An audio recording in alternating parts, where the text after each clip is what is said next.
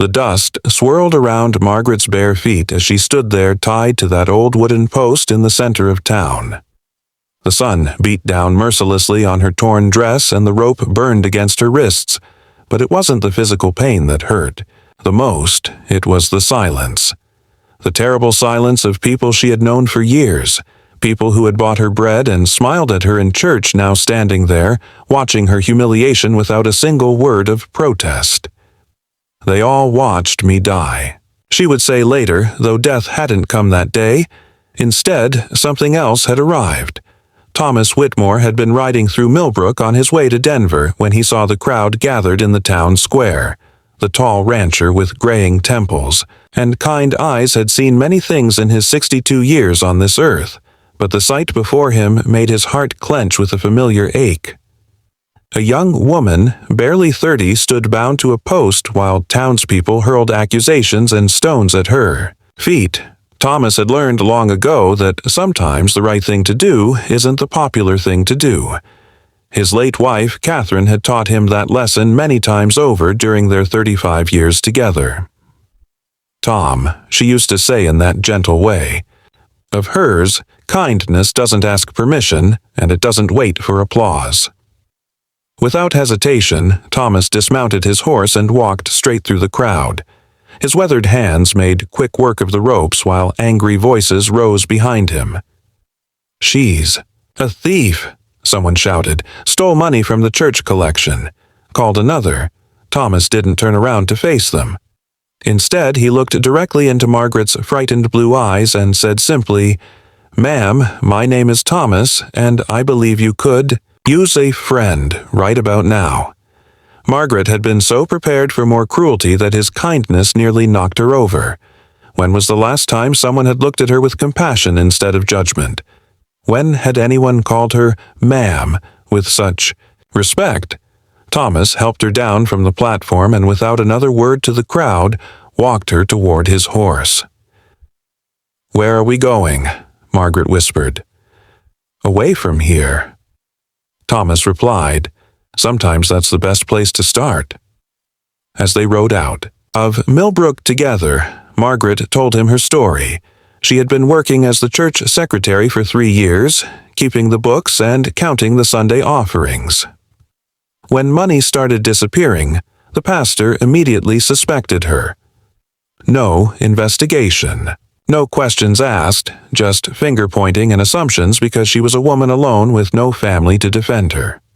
The truth was that Pastor Mitchell's own son had been stealing to pay gambling debts, but it was easier to blame the hired help than face that painful reality. Thomas listened without interrupting. He had learned that sometimes people just need someone to hear their story without trying to fix it right away. "I've got a ranch about 40 miles north of here," he said as they rode through the late afternoon sun. "My Catherine passed on 2 years ago, and I could use some help with the books and correspondence if you're interested." Margaret couldn't believe what she was hearing. "But you don't even know me," she said. "I could be exactly what they said I was." Thomas was quiet for a long moment as he considered his response. "I've been judging character for more years than I care to count," he finally said, "and I've learned to trust what I see in someone's eyes more than what I hear from angry voices." The Whitmore Ranch was everything Margaret hadn't dared to hope for. Rolling green pastures dotted with cattle, a sturdy farmhouse with a wraparound porch, and most importantly a place where she could work with dignity. Thomas was true to his word about needing help. Catherine had handled all the ranch correspondence and bookkeeping, and since her death Thomas had let things pile up in ways that would have made his organized wife shake her head. Margaret threw herself into the work, grateful for something productive to do with her hands and mind. But more than that, she found herself slowly healing in the quiet rhythms of ranch life. Thomas was a man of few words, but his actions spoke volumes about his character. Every morning, he would knock gently on the guest room door and ask if she needed anything for her work. Every evening, he would invite her to share dinner, though he never made her feel obligated to accept. He treated her with the same respect he would show any valued employee, which was exactly what she needed. Weeks turned to months, and Margaret began to understand why Catherine had loved this place so much.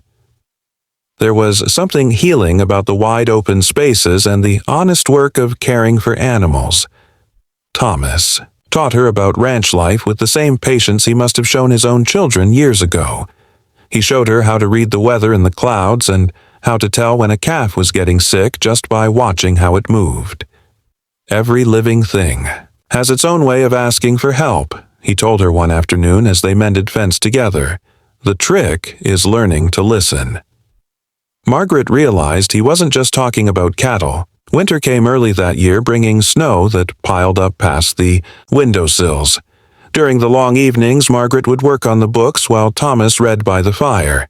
Sometimes they would talk about their lives before about losses and disappointments that had shaped them. Thomas spoke tenderly of Catherine and the children they had lost to childhood illnesses. Margaret shared memories of her parents and the small dreams she had harbored before everything fell apart. These conversations weren't heavy with sorrow, but rather rich with the kind of understanding that comes from lived experience. They were two people who had learned that life doesn't always go according to plan, but that didn't mean it couldn't still hold beauty. Spring brought news from Millbrook that vindicated Margaret completely. Pastor Mitchell's son had been caught stealing from another church in the next county. The truth came out about his gambling debts and his father's attempts to cover for him. A delegation from Millbrook rode out to the ranch to apologize to Margaret and ask her to return. Thomas watched from the porch as Margaret listened to their words.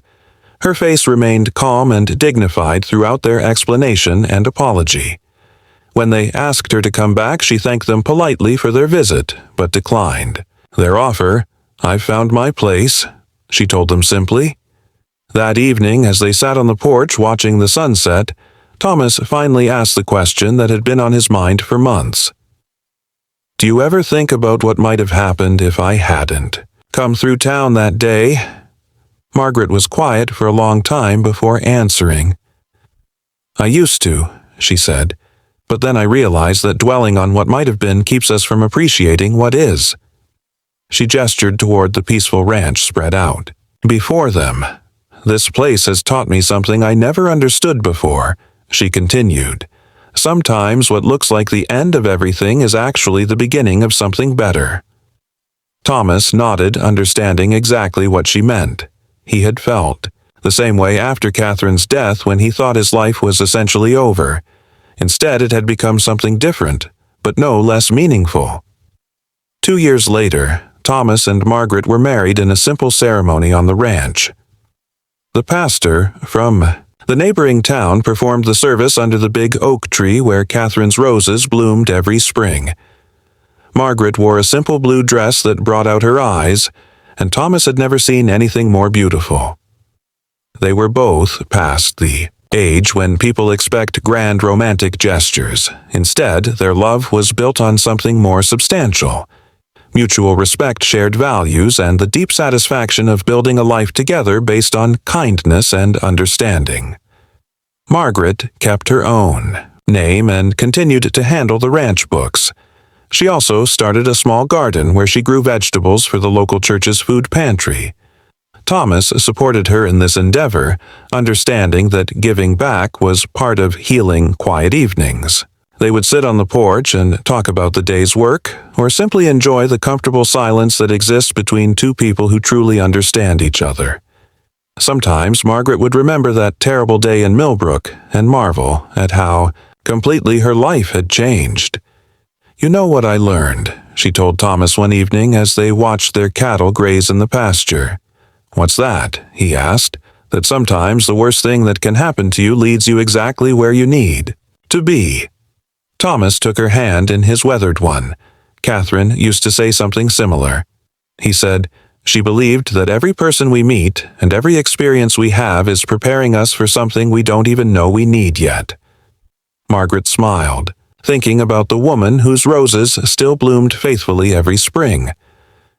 She had never met Catherine, but she felt connected to her through the kindness she had cultivated in Thomas and the love she had poured into this place. Years passed peacefully. On the Whitmore Ranch, Margaret and Thomas aged together, gracefully finding joy in simple pleasures and satisfaction in work well done. Their story became something of a legend in the surrounding counties.